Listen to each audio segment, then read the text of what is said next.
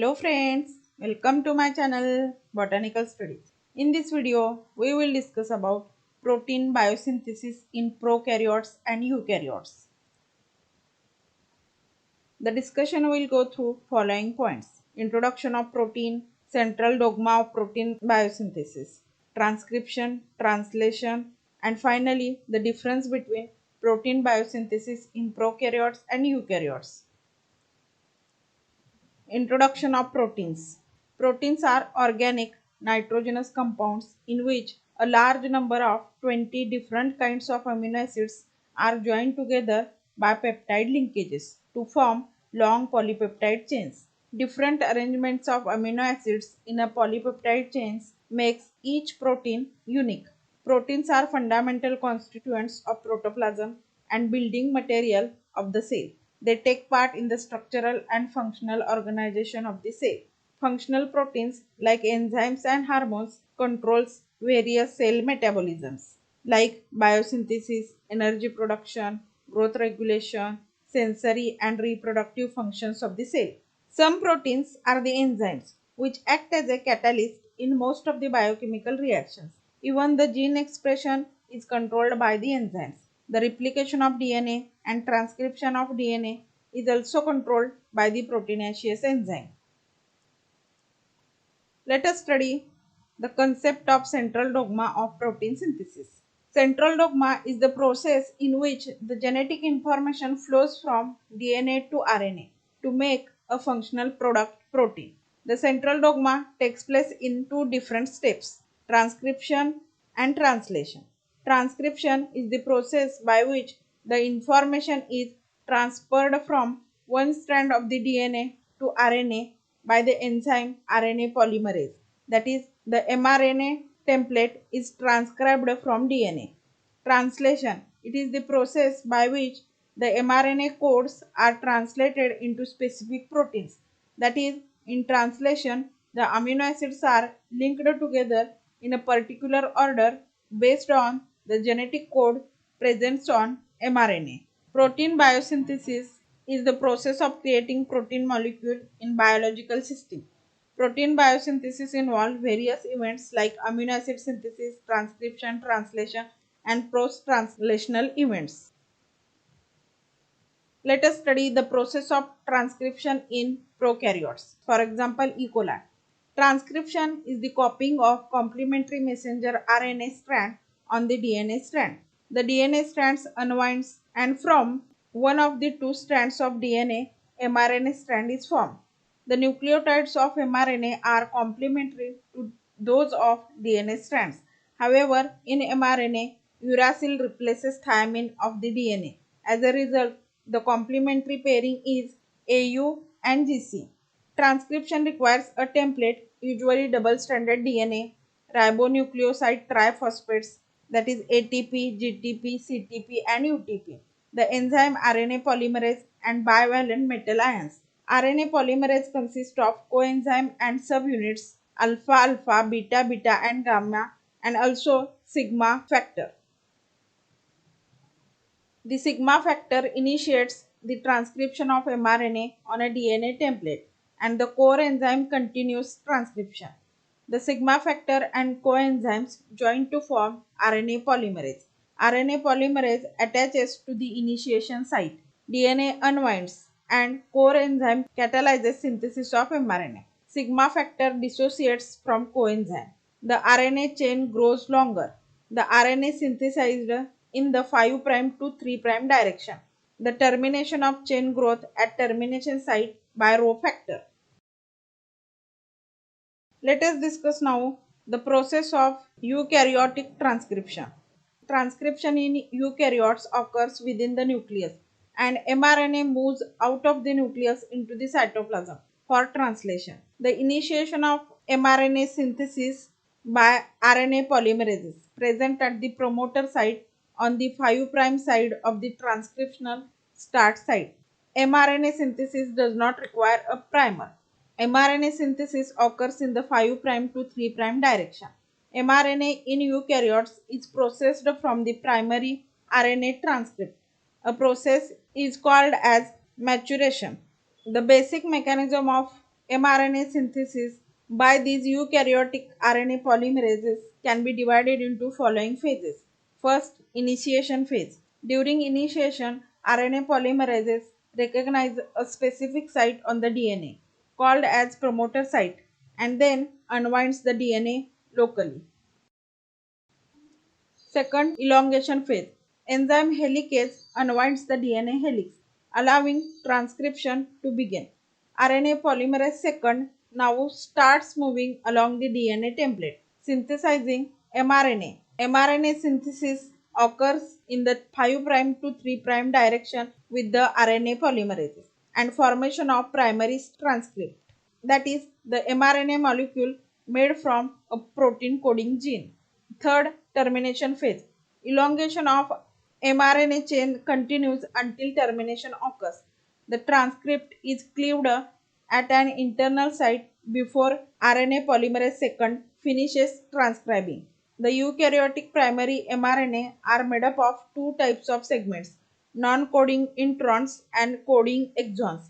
The introns are removed by the process called RNA splicing, where ATP is used to cut the RNA, releasing the introns and joining two adjacent exons to produce mature mRNA. Let us discuss the process of prokaryotic and eukaryotic translation. During translation, the genetic information present in mRNA directs the order of specific amino acid to form polypeptide chain or protein. The mRNA has a series of triplet bases, each triplet forming a codon. The codon pairs with the anticodon of the tRNA molecule. Each anticodon consists of three free bases. This pairing follows AU and GC combination. Thus, the codon GUC pairs with the anticodon CAG of tRNA. Thus, a series of codon on mRNA determines the series of anticodon of the different tRNA molecules and hence the amino acids. Since the triplet of mRNA in turn depends upon the series of bases in DNA, it allows that the DNA molecules determines the sequence of amino acids and hence the structure of protein molecules. Translation process consists of following steps: activation of amino acids, transfer of activated amino acid to tRNA, initiation of polypeptide chain synthesis, chain elongation, and finally chain termination. First step, activation of amino acids. The 20 amino acids used in protein synthesis are activated by ATP in the process of specific activating enzyme called amino acyl synthetase to form amino acyl AMP. Pyrophosphates are released. Second, transfer of activated amino acid to tRNA. The activated amino acid is transferred to specific tRNA with release of AMP and activating enzyme. Third step is the initiation of chain synthesis. It requires the ribosome subunits, mRNA, and energy source GTP, activated amino acid attached to tRNA, and initiation factor IF. These factors are called IF1, IF2, and IF3 in prokaryotes, and EIF2, EIF2 prime, EIF2A1, EIF2A2, EIF2A3, and EIF3 in eukaryotes. The 30S ribosomal subunits attaches to mRNA to form mRNA 30S complex. This process requires IF3 and Mg++ in prokaryotes, while in eukaryotes there is a formation of mRNA 40S complex. The starting amino acid is N-formyl methionine in prokaryotes and methionine in eukaryotes. In the next process, the amino acid tRNA complex attaches to the initiation codon AUG on mRNA through its anticodon UAC to form 30S initiation complex. The process requires initiation factor IF2, IF3 as well as GTP. The larger ribosomal subunit 50S in prokaryotes joins to the 30S initiation complex to form complete initiation complex, that is 70S complex in prokaryotes, while the larger ribosomal subunit 60S joins to the 40S initiation complex to form complete initiation complex, that is ATS, in eukaryotes. The larger ribosomal subunits has two binding sites for tRNA, and A or acceptor site and P or peptidal site. F met tRNA binds on the P site in prokaryotes, while met tRNA binds to the P site in eukaryotes. The next process is chain elongation. Elongation of polypeptide chains require elongation factor, that is EF. These are EFTU, EFTS, and EFG in prokaryotes, and EF1 and EF2 in eukaryotes. The second amino acid tRNA complex, that is AA2 tRNA, now occupies A site. There is enzymatic recognition of internal codons. The process requires EFTU GTP and Mg++ in prokaryotes, while EF1 GTP and Mg++ in eukaryotes. The formation of peptide bond takes place by transfer of F-met to the second amino acid. Here Mg++ and Ka+ are required. The catalyzing enzyme is peptidyl transferase. The next process is translocation. Second amino acid complex, that is AA2 tRNA complex, moves from A site to P site. This process is called translocation and requires EFG, GTP and Mg++. Translocation involves movement of the ribosome relative to mRNA in the 5' to 3' direction. The tRNA molecules of F-met is unloaded from the ribosome. The third amino acid tRNA complex now occupies the vacant A site. Chain termination. Chain termination continues until a termination codon UAA, UAG, or UGA reaches the ribosomes. The chain is then terminated and released from the ribosome. Process require release factor RF1, RF2, and RF3 in prokaryotes and RF in eukaryotes. The termination codons provides signals to the ribosomes for the attachment of release factor. The release factor interact with polypeptide transferase, causing hydrolysis of the bond between tRNA and polypeptide chain, and the chain is released from the ribosome. Hydrolysis of GTP result in the dissociation of release factor from the ribosome. The tRNA is also unloaded. The ribosomal subunit dissociates and mRNA is released for breakdown of nucleotides.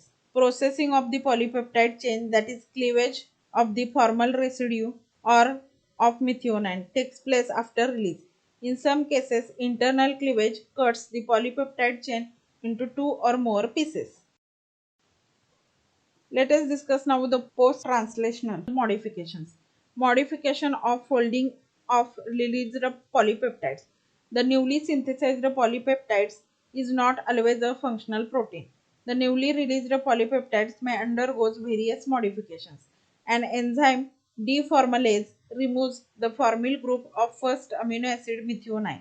The cleavages of the protein are most common. Some enzymes like exoaminopeptidase removes some amino acids either from N-terminus end or from C-terminus end or both ends. Internal amino acids may also be removed, as in case of insulin. Polyproteins are cleaved to generate individual proteins. The polypeptide chain, singly or in association with other chains, may fold up to form tertiary or quaternary structures. Prosthetic groups join many proteins. Various chemicals can cause common modifications of newly released proteins are glycosylation, phosphorylation, methylation, acetylation, etc. Protein sorting or protein trafficking or protein targeting. The proteins synthesized in the cell have to be translocated to the nucleus or other target organelles. Newly synthesized polypeptide have to signal sequence consisting of 13 to 36 amino acids. It is known as leader sequence. This signal sequence is recognized by receptors located within the membranes of the targeted organelle. When proteins are synthesized on free ribosomes, the transfer takes place after the translocation. When the protein synthesis takes place on ribosomes attaches to the endoplasmic reticulum, the transfer takes place simultaneously with translation and is called co-translational transfer. The proteins which enters into the lumen of rough endoplasmic reticulum may enters into the Golgi apparatus, from where they may enter secretory lysosomes. The signal sequence is degraded by protease enzymes. Once all these proteins are assembled into their proper place, they provide the proper biochemical machinery, which keeps the cell feeding, locomoting, multiplying, and alive. Let us discuss now the difference between protein biosynthesis in prokaryotes and eukaryotes. The prokaryotes, which includes bacteria and archaea, are mostly single-celled organisms. They lack membrane-bound nuclei and other organelles. In prokaryotes, the process of transcription and translation occurs simultaneously in the cytoplasm, allowing for a rapid cellular response to an environmental conditions. Like other living things, prokaryotes needs proteins for structure and functions, while the eukaryotes, which includes plants and animals, are mostly multicellular organisms. They have membrane-bound nuclei and presence of other organelles. In eukaryotes, transcription is localized in the nucleus and translation is localized to the cytoplasm. In prokaryotes, the mRNA for translation is polycistronic, thus coding for several genes of polypeptide. While in eukaryotes, the mRNA for translation is monocistronic, coding for a single gene of polypeptide. In prokaryotes, a single type of RNA polymerase is used to control the synthesis of the mRNA molecules, while in eukaryotes, the three types of RNA polymerase are used for the synthesis of mRNA. In prokaryotes, involves 70s ribosomes, that is 30s and 50s subunits, while in eukaryotic protein biosynthesis involves 80s ribosomes, that is 40s and 60s subunits. In prokaryote, transcription and translation can overlap, while in eukaryote, transcription and translation takes place separately, hence do not overlap. In prokaryotes, the mRNA does not undergo any modification before translation, while in eukaryotes, the pre-mRNA undergoes modification before they are translated. In prokaryotes, a special initiator are tRNA, medtRNA, or medtRNA, while in eukaryotes, they do not have a special initiator complex of tRNA. In prokaryotes, the starting amino acid is N-formyl methionine, while in eukaryotes, the starting amino acid is methionine. In prokaryotes, they have several initiation and termination sites, while in eukaryotes, they have single initiation and termination site.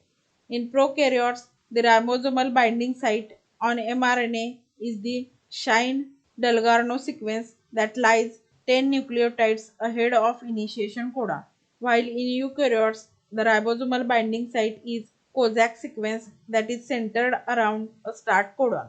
In prokaryotes, three initiation factors are involved: IF1, IF2, and IF3. While in eukaryotes, several initiation factors are involved for the synthesis of polypeptide chain, that is EIF2, EIF2 prime, EIF2A, EIF2A1, EIF2A2, EIF2A3.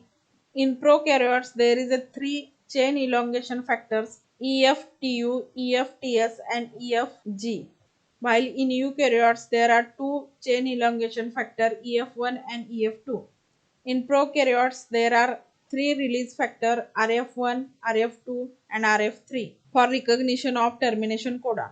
While in eukaryotes, there are single release factor, that is ERF, for the recognition of termination codons. In prokaryotes, the genetic code is the same in every prokaryotic organism, while in eukaryotes, the genetic code may differ in mitochondria and chloroplast.